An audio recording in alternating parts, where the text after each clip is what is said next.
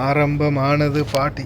அஸ்ஸலாமு அலைக்கும் வரஹ்மத்துல்லாஹி வபரகாத்துஹு. இன்றைக்கி வாகனம் ஃபுல்லாக ஏரியாவே ஃபுல்லாக காடு செழிப்பாக இருக்கிற மாதிரி வாகனமே நிறைஞ்சி போயிருக்குது. இன்றைக்கி தான் நம்ம வீட்டில் பாட்டி.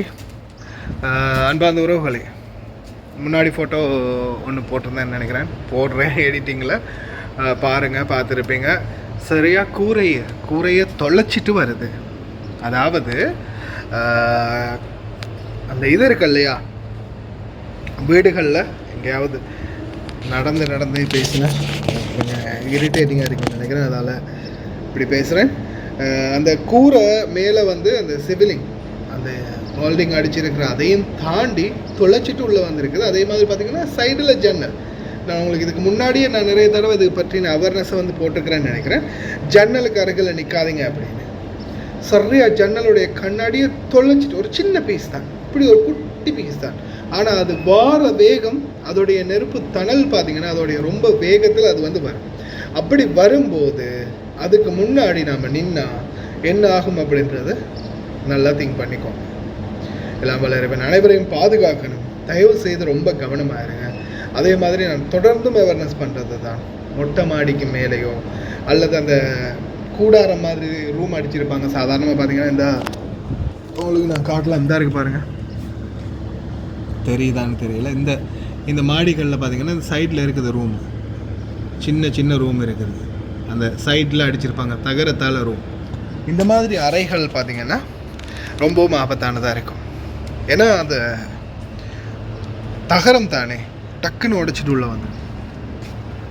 அதே மாதிரி இப்போ இந்த பாருங்கள், அந்த அவங்களே கட்டி கொடுத்துருப்பாங்க சின்ன அறைகள் வந்து அந்த வெளியில் வந்து அந்த கூடாரம் மாதிரி தகரத்தால் இதாக இருக்குது பாருங்கள், தகரத்தாலான அறைகள், அதுகளும் வந்து டேஞ்சர் தான். அந்த சொல்கிற மாதிரி மரணம் எங்கே இருந்தாலும் மரணத்தை சுவைத்தே ஆகணும்னு. எது எப்படியோ மரணம்ன்றது அது வேறு விதம். அதே மாதிரி அது வந்து சில நேரங்களில் நம்மளுடைய கை கால் உடம்பில் வேறு எங்கேயாவது ஒரு இடங்களில் தாக்கங்கள் ஏற்படுத்தலாம். விபத்துக்கள்லேருந்து நம்மளால் தவிர்த்து கொள்ள முடியும் இல்லையா? அதனால் தயவு செய்து ரொம்ப கவனமாக இருங்க. இந்த நேரத்தில் வந்து அந்த மேலே அவங்க சுட்டு வீழ்த்தினாலும் அது சுடும்போது, அதாவது இன்னொரு மிசைல் போய் அதில் படும்போது சில நேரங்களில் அது வெடிக்கிற வேகத்தில் அதிலிருந்து வரக்கூடிய நெருப்பு துகள்கள், அதிலேருந்து வரக்கூடிய பீஸ்கள் வந்து ரொம்பவும் ஆபத்தானது. அதனால் இன்ஷா அல்லாஹ் கவனமாக இருங்க, முடிந்த வரைக்கும் பாதுகாப்பாக இருங்க. மேல் அந்த கூடாரங்களில் அல்லது பாலைவன கூடாரங்களில் இன்றைக்கு வரைக்கும், இப்போயும் ரீசெண்டாக எனக்கு ஒரு சகோதரி மெசேஜ் பண்ணிட்டு இருக்கிறாங்க, அதெல்லாம் ஒன்றும் இல்லை, அதெல்லாம் ஒன்றும் பயப்பட தேவையில்லை, நீ அங்கேயே இரு அப்படின்னு அங்கேயே தான் இருக்க சொல்கிறாங்களாம். பாலைவனத்தில் இன்னமும் கூடாரத்தில் சில சகோதரர்கள் இருக்கிறாங்க. அந்த மாதிரியும் சிச்சுவேஷன் இருக்குது. எல்லாம் வல்லரை வந்து அனைவரையும் பாதுகாக்கணும். முடிந்த வரைக்கும் ரொம்ப கவனமாக இருங்க. கூடாரங்களில் இருக்கிறவங்களுக்கு நீ எதுவும் சொல்கிறதுக்கு இல்லை, ஏன்னா அரசாங்கமே சொல்லிட்டாங்க வெளியேறுங்க, யாருமே இருக்க வேணாம் அப்படின்னு. அப்படி சொல்லியும் குவைத்துகள் இருக்க வச்சுருக்காங்கன்னா அது அவங்களுடைய மனிதாபிமானமற்ற தனம். அதே மாதிரி அந்த ஏரியாவில், உங்கள் ஏரியாவில் இந்த மாதிரி நடக்குது அப்படின்னு நான் அந்த இதையும் போடுறேன், அந்த வீடியோவை மறுபடியும். அப்படி இருந்தும் அதையும் வந்து அவங்க பொறுப்பெடுத்தாமல் உங்களை அதே இடத்துல இருக்க வச்சுருக்குறாங்கன்னா அது அவங்களுடைய மனிதாபிமானமற்ற தனம். அதே மாதிரி நீங்களும் அந்த இடத்துல தொடர்ந்துமே அப்படி விழுந்து, இந்த மாதிரி பக்கத்துலேலாம் விழுது, சத்தம் கேட்குது, பார்ட்ஸ் அந்த பீஸுங்க விழுது அப்படின்னு தெரிஞ்சும் நீங்கள் அந்த இடத்துல இருக்கிறீங்கன்னா அதுவும் ஆபத்தானது. ஏன் தெரியுமா? இப்போ என்ன சொல்கிறாங்க, குவைத்தில் சில இடங்களில் வந்து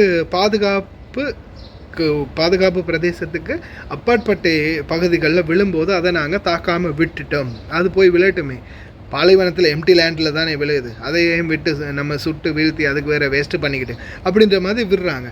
அப்போ பாலைவனத்தில் இருக்கிறவங்கள வெளியேற சொல்லிட்டாங்க, அதனால தான் அவங்க அதை கண்டுக்க மாட்டாங்க. அதனால் நம்ம தான் பாதுகாப்பாக இருக்கணும். அதனால் கவனமாக இருங்க. அதே மாதிரி மொட்டை மாடிகள், அந்த சின்ன அறைகளில் அல்லது தகரமால் செய்யப்பட்ட ரூம்களில் இருக்கக்கூடியவங்களும் ரொம்ப கவனமாக இருங்க. இன்ஷா அல்லாஹ் எல்லாம் வல்ல இறைவன் அனைவரையும் பாதுகாக்கட்டும். அதே மாதிரி அந்த பீஸ் விழுகிற வீடியோ நான் காலையிலையும் போட்டிருந்தேன், மறுபடியும் போடுறேன்னு பாருங்கள். இது சம்மந்தமாக ஆல்ரெடி ஜெனரல் புசாலிப் வந்து அதை தெரிஞ்சுக்கிட்டே இருக்கிறாரு.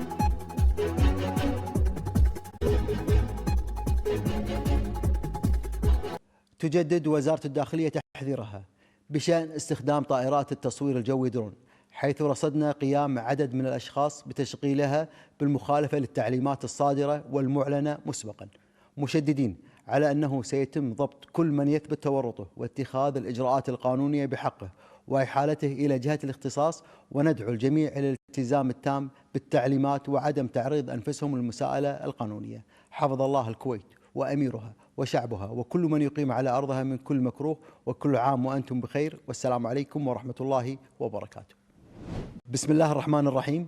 بمناسبة حلول عيد الفطر السعيد، نرفع أسمى آيات التهاني والتبريكات إلى مقام سيدي حضرة صاحب السمو أمير البلاد المفدى القائد الأعلى للقوات المسلحة الشيخ مشعل الأحمد الجابر الصباح حفظ الله ورعاه، وسمو ولي عهده الأمين الشيخ صباح خالد الحمد الصباح حفظه الله، سائلين المولى عز وجل أن يعيدها على سموهم بموفور الصحة والعافية، وعلى وطننا العزيز بمزيد من التقدم والازدهار، وعلى الجميع بالخير واليمن والبركات. وفي إطار المتابعة الأمنية المتواصلة، نستعرض في هذا الإيجاز أبرز التطورات خلال 24 ساعة الماضية. تم تشغيل صافرات الإنذار حتى هذه اللحظة 9 مرات، ليصل إجمالي عدد مرات تشغيلها منذ بداية العدوان إلى 107 مرات.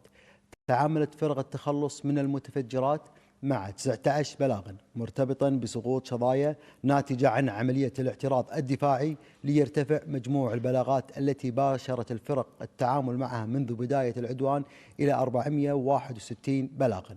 نعرض لكم الآن عدد من البلاغات المتعلقة بسقوط الشظايا أو أجسام خارج نطاق التهديد.